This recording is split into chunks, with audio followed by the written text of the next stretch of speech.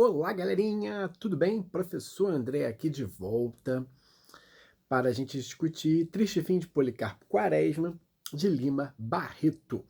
E hoje eu vim trazer para vocês uma chave de leitura para o livro, tá?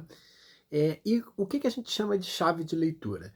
É toda a possibilidade de interpretação que a gente faz, é como se estivesse usando uma chavezinha, abrindo portas interpretativas para que facilite, certo, a compreensão da obra e, sobretudo, possa servir de síntese de leitura para vocês na hora de enfrentar uma prova, como a prova da UERJ, para que vocês tenham isso na cabecinha direitinho.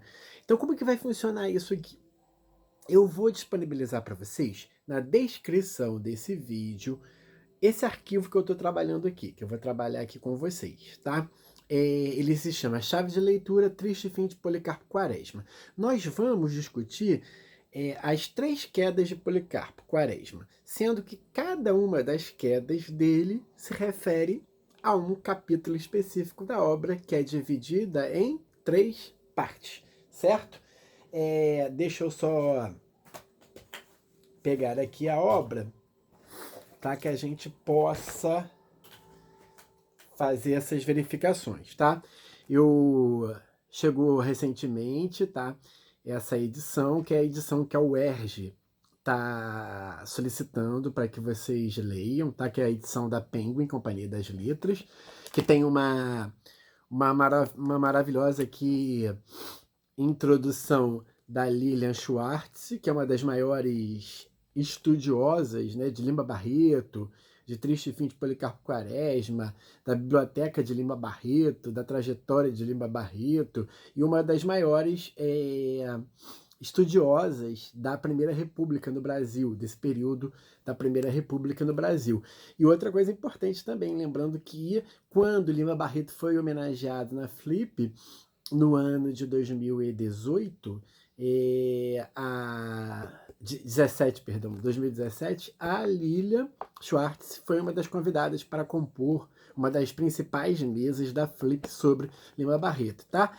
E também temos aqui, que é muito interessante, um prefácio, tá, do Oliveira Lima, que foi um dos primeiros homens a comentar a obra Triste Fim de Policarpo Quaresma, lembrando que a obra ela sai em fascículos, né, nos jornais, tá? Em 1911, em 2 meses, num estilo novela, certo? No estilo folhetim, no Jornal do Comércio, Jornal Vespertino, Jornal da Tarde, de 1911, e ela é publicada enquanto livro em 1915, tá? E um dos primeiros comentaristas que vão fazer por sinal vai fazer grandes elogios, né, a Triste Fim de Policarpo Quaresma, é o Oliveira Lima, que vai comparar o Policarpo Quaresma a Dom Quixote de Cervantes e mostrando o quixotismo brasileiro, né? Essa tendência que o Policarpo Quaresma tem de querer salvar o Brasil e sempre se dar mal por ser um fanista ingênuo, como a gente já colocou aqui em alguns vídeos anteriores, tá? Então, essa leitura que eu vou propor hoje para vocês, nesse videozinho aqui, é muito importante que vocês façam ela, né? Por isso que eu vou anexar esse material aí para vocês, esse quadrinho que eu fiz, que é mostrando as 3 quedas, tá? E explicando as relações das 3 quedas com as 3 partes do livro e com as principais características de Policarpo Quaresma. E para iniciar, então, as nossas 3 quedas, né? Lembrando que já tem uma relação de intertextualidade. O que é intertextualidade? A gente sempre comenta isso por aqui, né? A gente sabe que todos os textos, como produtos da cultura humana, eles conversam, eles dialogam com outros textos, com outras obras, e não precisam ser... lembrem-se que quando eu falo aqui de texto, eu estou trabalhando com essa dimensão da hipertextualidade. Então, por exemplo, um quadro pode ser um texto, uma música pode ser um texto, né? Então, a ideia das 3 quedas de Policarpo Quaresma tá? Elas em si já é uma intertextualidade com talvez o principal texto da sociedade ocidental, né? Da sociedade ocidental greco-cristã. O principal texto da sociedade ocidental greco-cristã é a Bíblia Sagrada. Então, as três quedas de Policarpo Quaresma, nas três partes do livro, no final das três partes, fazem referência, tá, às três quedas de Cristo durante, tá, a sua trajetória do Calvário, né, sua trajetória para a cruz e a sua morte. Então temos uma intertextualidade entre Quaresma e Cristo, certo? Nessa construção que o nosso Lima Barreto faz. Então tem uma relação de intertextualidade. Se Oliveira Lima mostra aqui pra gente que há uma relação possível de intertextualidade entre Quaresma e Dom Quixote, aqui também tem nas três quedas uma intertextualidade com Jesus Cristo, o maior ícone da cultura ocidental, do nosso mundo ocidental, certo? Então vamos lá, vamos falar das três quedas. Vamos lembrar aqui, ele vai propor, em relação às três quedas, tem um paralelismo, tá? Com as três reformas que ele pretende para o Brasil, que é a instância, que é a persona, que é a coisa que ele mais ama. Quais são as três reformas que ele pretende fazer para o Brasil? Na primeira parte do livro, lá no finalzinho, né, da primeira parte do livro, ele vai propor uma reforma cultural e linguística. Que reforma cultural e linguística é essa? Fazer uma troca da língua portuguesa para a língua tupi-guarani, que era a língua dos autóctones, dos povos que viviam aqui, dos habitantes do Brasil antes da chegada dos portugueses. Olha que legal! Olha que interessante. Ele faz uma proposta de reformar a língua, porque a língua portuguesa estava associada ao passado colonial do Brasil, ao passado exploratório do Brasil, à presença dos brancos no Brasil, ao passado colonial, ao passado arcaico, atrasado, né? Todo o nosso nacionalismo, sobretudo o nacionalismo republicano, quando ele é reconstituído, sobretudo no início da República, é pensando Portugal, pensando as nossas relações com a nossa metrópole no passado como um lugar de atraso, como um lugar de exploração. Então, o novo Brasil, a república que emergia, ela precisaria também, na visão de Policarpo Quaresma, de uma língua própria. E era a nossa língua nativa, a língua dos nossos indígenas. Daí ele sugeria isso. Por que isso vai gerar uma queda para o nosso protagonista, o Policarpo Quaresma? Ele vai ser considerado louco, ele vai mandar essa proposta da mudança da língua para a Assembleia Legislativa, lembrando a vocês que, à época, a capital federal do Brasil era o Rio de Janeiro. Então ele vai mandar para a Assembleia Legislativa, passando por cima dos seus superiores, lembrando que Policarpo Quaresma, assim como Lima Barreto, ele trabalhava num setor burocrático das Forças Armadas, certo? Ele era um militar que trabalhava num setor burocrático. Então ele passa por cima do chefe dele. É até interessante, né, a dinâmica dos fatos aqui na leitura do livro, né? Por quê? Porque ele escreve, no primeiro momento, a carta em Tupi-Guarani. É claro que lá na Assembleia Legislativa, né, ninguém entendeu nada, porque estava tudo em Tupi-Guarani. Depois ele manda uma tradução do Tupi para que a sugestão dele fosse feita, essa tentativa de reformar a língua do Brasil, né, e retomar a língua original do Brasil, certo? E o que vai acontecer? Ele passa por cima. Lembrando a vocês, né, que a hierarquia militar ainda hoje é extremamente forte, né? Você não pode fazer nada assim com uma liberdade sem comunicar os seus superiores hierárquicos. Imagina lá no início da República, né? Nesse início da República, que era uma república comandada por dois presidentes militares a princípio, né? Marechal Deodoro da Fonseca, com a proclamação da República, o golpe que introduziu a República do Brasil, e Floriano Peixoto, que é o presidente militar que está no poder aqui na nossa narrativa do Policarpo Quaresma, certo? Então o que vai acontecer com ele? ele vai passar por cima do chefe, o chefe vai chamar ele lá no gabinete dele, vai dar um esporro nele, vai dizer para ele assim: quem você acha que é? Você nem fez estudos regulares, você nem fez uma faculdade, né, para ter essas ideias, né? O máximo que você lê é uns romancezinhos, né? Lembrando a vocês que o romantismo brasileiro também sonhava com esse processo de indianização do Brasil, né? De tornar o Brasil mais próximos dos seus povos autóctones, correto?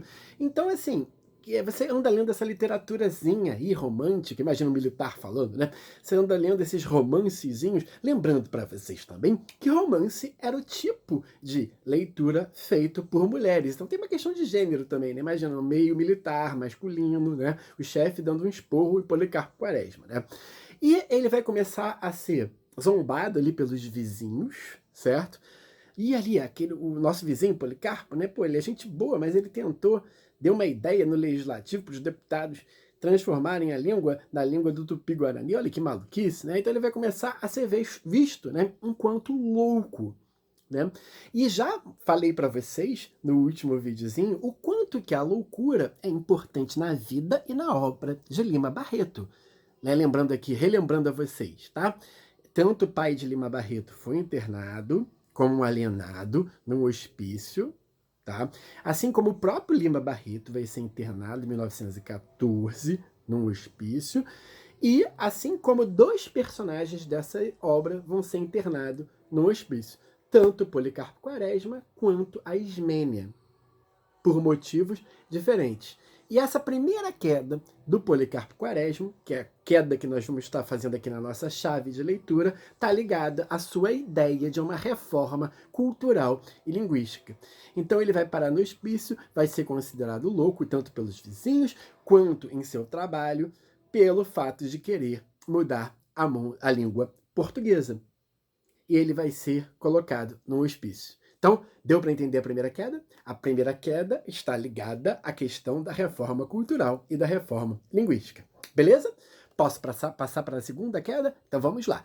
A segunda queda, como vocês vão ver aí, quando vocês estiverem vendo esse vídeo, vou ter certeza que vocês vão estar acessando esse material de apoio, que eu vou estar colocando aqui o link do Drive, né? É a reforma agrícola. Ele vai propor, quando ele sai do hospício, na segunda parte do livro, ele vai propor uma reforma agrícola. Uma reforma, ele vai comprar um sítio, Policarpo Quaresma, ele vai se mudar para o interior, né, para esse sítio, e vai propor uma reforma agrícola. Ele vai começar a estudar, né, tratados sobre como lidar com a terra, tratados biológicos mesmo, né, de como produzir aquela terra. Ele vai, naquele tom ufanista, né, um pouco ingênuo, né, ele vai dizer que a terra, no Brasil, tudo dá, retomando, né, essa coisa da brasilidade que vem lá de Caminha, da Carta de Piro Vaz de Caminha, a carta fundadora da historicidade da literatura brasileira, correto? E ele vai, de uma forma inocente, né, imaginar assim, não, eu vou provar agora que a gente pode reformar o Brasil por via da economia. Lembrando a vocês que lá no início da República, lá em Policarpo Quaresma, lá em Lima Barreto, o Brasil ainda era um país majoritariamente rural, majoritariamente agrícola, tanto que, logo em seguida, logo posteriormente, né, o governo Floriano Peixoto, em 1898, com o governo Campos Salles, já teremos início a política do café com leite, o coronelismo, marca da Primeira República. Dessa república, que era uma república que funcionava de forma a dar autonomia aos estados, daí também ser conhecida como política dos governadores, com o domínio de dois estados poderosos, São Paulo e Minas Gerais. São Paulo, devido ao café, que era a locomotiva do progresso, a locomotiva produtiva do Brasil, e Minas Gerais, pelo fato de ser o estado com maior quantidade de habitantes, daí dá o maior número de votos sempre na sucessão de um presidente paulista e um presidente mineiro, que fica conhecido metaforicamente como período da política do café com leite, certo? Então é nesse Brasil que Policarpo Quaresma vai tentar fazer uma reforma no meio agrário, né? Uma reforma agrícola nesse sentido, tá? Não, eu cheguei na minha aula com a minha turma ao vivo, né, a discutir a diferença entre reforma agrícola e reforma agrária, tá? A reforma agrária, ela tem um caráter político, tá? A reforma agrícola, não. É você reformar e mostrar que minifúndios, que propriedades pequenas, elas podem produzir tanto quanto, tão bem qualitativamente, quanto as grandes propriedades. Era essa a ideia do nosso Quaresma. E qual era o problema dessa ideia do nosso Quaresma? Né? É mexer com os interesses dos grandes produtores. E para que ele pudesse produzir, ele ia ter que fazer acordos, olha aí, clientelismo, patrimonialismo, com os políticos locais, certo? E esses acordos, a craseado brasileira, sempre geram o que, gente? Sempre geram corrupção. Apadrinhamentos. Isso é clientelismo. Isso é patrimonialismo. O que vai acontecer? A gente pode dizer tudo, né? De Policarpo Quaresma. Que ele é louco, que ele é ingênuo, que ele é nacionalista, porém, ele jamais é corrupto. Ele jamais, né, vai ser suspeito de ser corrupto. Ele não vai aceitar esses acordos e ele vai entrar, bater de frente com essa elite agrária que quer acordos, quer fazer negócios.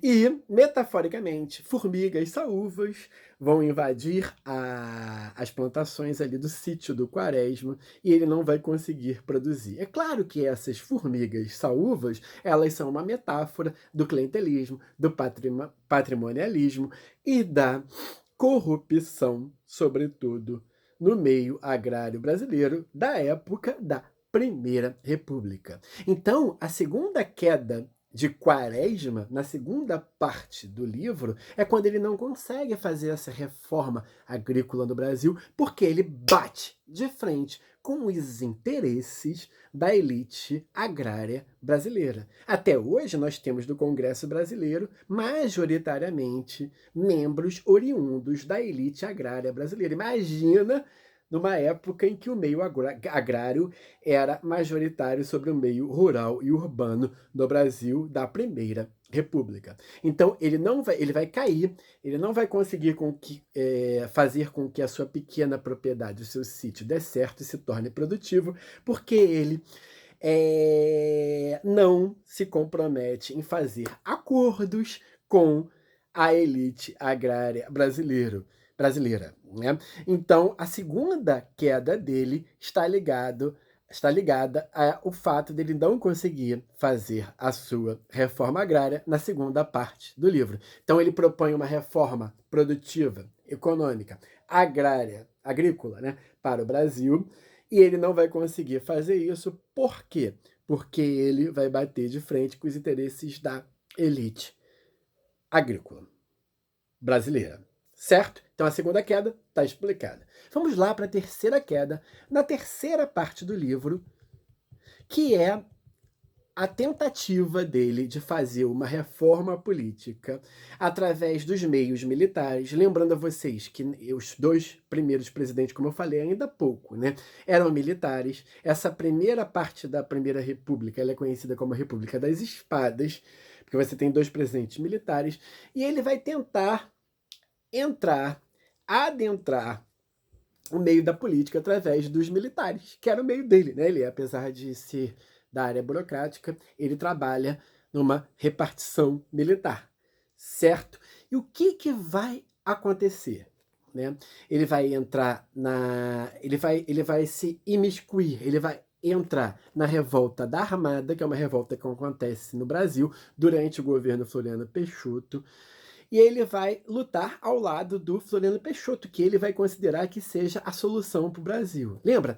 Nessa época, uma das correntes mais importantes políticas e filosóficas do Brasil é a corrente positivista, que era, né, que funcionava, né, através das escolas militares, as escolas politécnicas e dos militares propriamente ditos. né? E o que dizia o positivismo de uma maneira geral? Que uma nação, para sair do atraso, eles eram evolucionistas, correto? Eles teriam que seguir por uma linha militar e, e o país, né, o Brasil no caso, teria que ser conduzido por uma liderança militar, que essa liderança militar levaria o Brasil a, primeiro, a ordem e segundo, ao progresso. Olha os lemas da bandeira brasileira aí, certo? Então, o Policarpo Quaresma, ele vai tentar reformar o Brasil, vai participar da reforma da Armada do lado do governo, né? Só que ele vai ficar incomodado muito com uma coisa que é brilhante, é o final do livro, né? Aqui dos finais, os últimos capítulos do livro, né? Da terceira parte.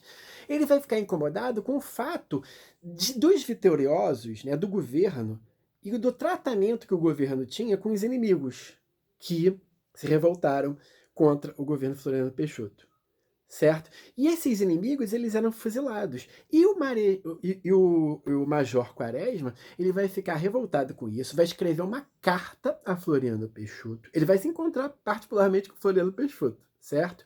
Ele vai escrever uma carta para Floriano Peixoto, dizendo que está horrorizado com aquilo, que a gente não pode tratar os inimigos dessa maneira e fuzilá-los, que a gente tem que ter humanidade, que os inimigos têm que ter direito de resposta, direito de julgamento, direitos humanos.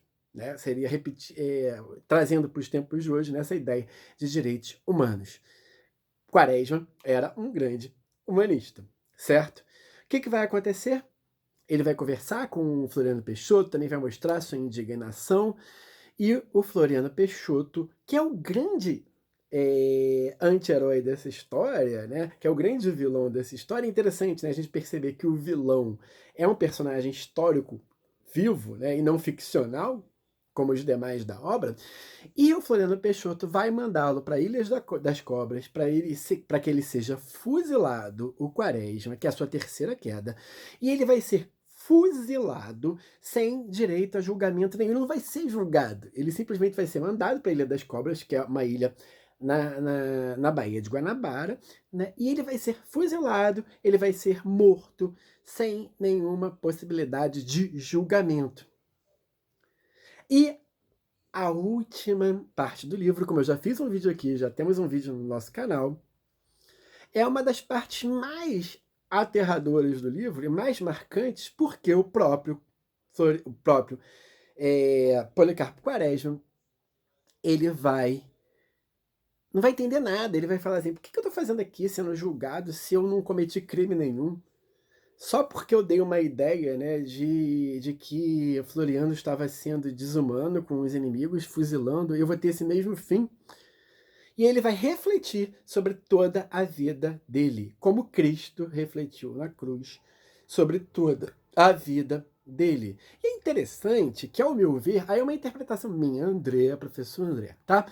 Ele não vai se arrepender em nenhum momento do nacionalismo dele, do amor da pátria dele. Ele diz lá, né? Eu não tive esposa, eu não tive nenhum outro amor além da minha pátria. Eu não tive juventude, eu não gozei em festas, não aproveitei a vida, né? Eu não bebi, eu não joguei, tudo pelo meu amor ao Brasil. Né? E hoje estou sendo aqui morto pelo Brasil, morto pelo presidente do Brasil, Floriano Peixoto, e morto sem um julgamento. Então, assim como Cristo, aí a gente tem uma outra intertextualidade, por essas três quedas. Assim como Cristo, né, na cruz, quando ele diz lá, Pai, perdoem-os, eles não sabem o que fazem, o Policarpo também estava, de certa maneira, tentando perdoar o Brasil, e por não entender o seu amor mais puro pela pátria. Policarpo Quaresma é o grande personagem da literatura brasileira que amou o Brasil. E amou o Brasil sem limites. Foi um amor incondicional. E foi tratado pelo Brasil dessa maneira. Acabou fuzilado. Acabou que a sua terceira queda representou a sua morte. O seu fim físico. Amou tanto o Brasil e acabou morto pelo Brasil, assim como Cristo amou a humanidade e acabou morrendo pela pelas mãos da humanidade. E aí, no caso de Policarpo Quaresma, aproveitando o período da Páscoa, haveria uma possibilidade de ressurreição desse amor pelo Brasil? Ou não? Ou o Brasil não tem jeito? Seríamos otimistas ou pessimistas? Deixo essa pergunta com vocês nesse vídeo aqui. Um grande abraço, galera. Vamos estudar, não vamos desistir. Lembrando a vocês que a UERJ apenas suspendeu o calendário por conta da pandemia. Mas em breve teremos o calendário novo, com as novas provas, e Policarpo Quaresma vai continuar como leitura da Universidade do Estado do Rio de Janeiro, vestibular 2021. Grande abraço, galera!